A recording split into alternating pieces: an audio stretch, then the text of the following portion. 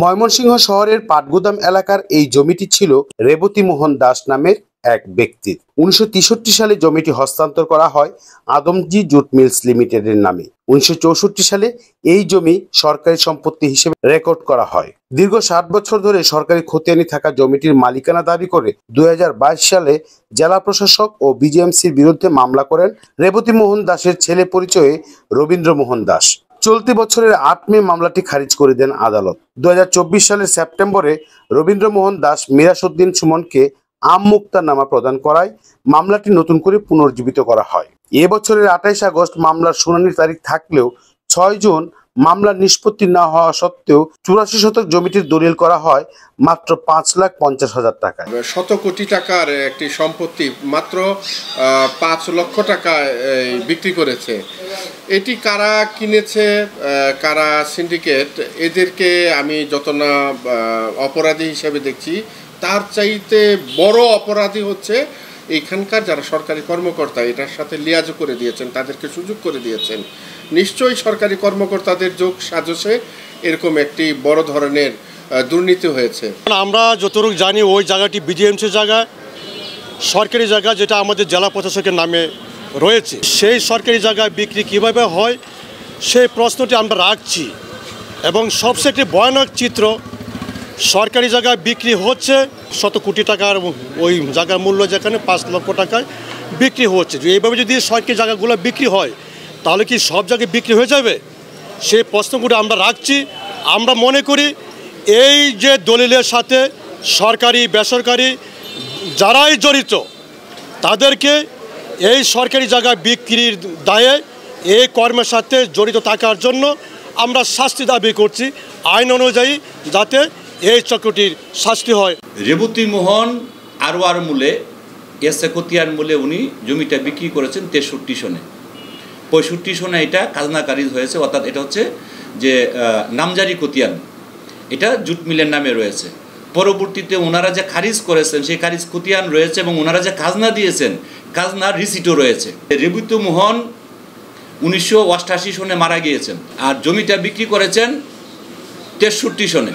রেবতী মোহনের জীবদ্দশায় অর্থাৎ 1963 সাল থেকে 1988 সাল পর্যন্ত উনি কেন ন্যূনতম একটি কমপ্লেন করেন নাই বা কোনো ধরনের আদালতে যান নাই, কোনো মামলা মোকদ্দমা কেন করেন নাই? এটা একটা বড় প্রশ্ন। যদি ওনার কাছে এরকমই মনে হয় যে আজকে এসে উনি তার সন্তান যে সত্যের দাবি করেছেন, সেই সত্যের দাবিটা যিনি জমির মালিক ছিলেন রেবতী মোহন, উনি কেন 1963 সন থেকে 1988 সন যখন জীবিত ছিলেন উনি কেন সেটা নিয়ে অভিযোগ করেন নাই? যে রেবতী মোহনের ছেলে রবীন্দ্র মোহন পাল এখন যে দাবিটা করেছেন এটা সম্পূর্ণ অযৌক্তিক এবং এটা সম্পূর্ণ ভিত্তিহীন এবং এটা সম্পূর্ণ জালিয়াতি।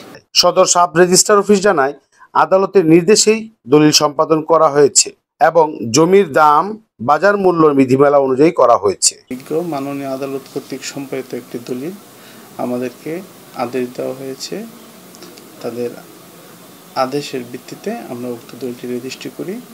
আসলে আদালত উক্ত দলিলের মূল্যের ক্ষেত্রে যেটা বলা হয়েছে যে 5,50,000 টাকা মূল্য কেন ধরা হলো, তো এই ক্ষেত্রে আমাদের বাজার মূল্য বিধিমালা 2010 সংশোধিত 2012 অধিগত সংশোধিত 2015 10-এর ক অনুযায়ী আদালত কর্তৃক সম্পাদিত কোনো দলিলের ক্ষেত্রে আদালত যে মূল্য উক্ত দলিলে উল্লেখ করবে ওই মূল্যেই রেজিস্ট্রি করতে হবে। একজন রেজিস্টারিং অফিসার ওই মূল্যে রেজিস্ট্রি করতে বাধ্য।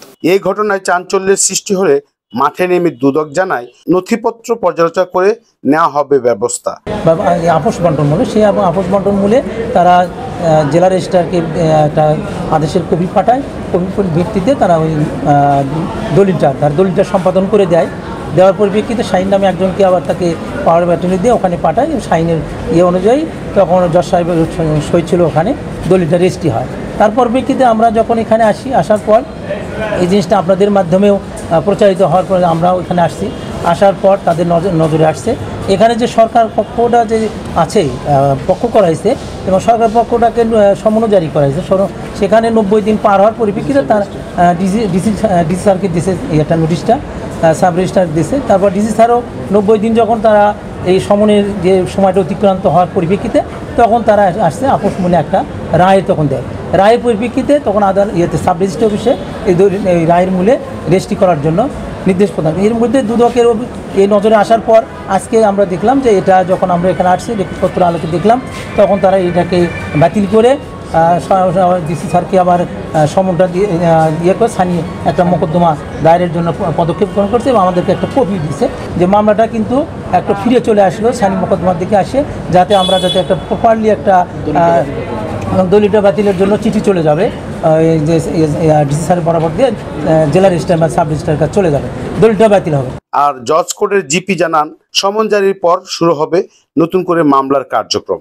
নর্মাল আইন 1 জায়গায় কোনো অবস্থায় আপনি মামলা ছাড়া, মামলা আদালতের রায় ডিগ্রি ছাড়া কোনো অবস্থায় মামলা হস্তান্তর হওয়ার কোনো অনুমোদন নেই, খারিজ খতিয়ান দেওয়ার কোনো অনুমোদন নাই। এটা একদম মন্ত্রণালয় থেকে 24 সনে যে আইন হয়েছে 714 ক ধারা বিধান মোতাবেক কমপক্ষে 2টা রায় ডিগ্রি লাগবে। আগামী 28 তারিখ যে ডেটটা, এই 28 তারিখটা মামলার সমন যাবে, সমন গেলে পরবর্তীতে মামলার কার্যক্রম নতুন করে আবার শুরু হবে।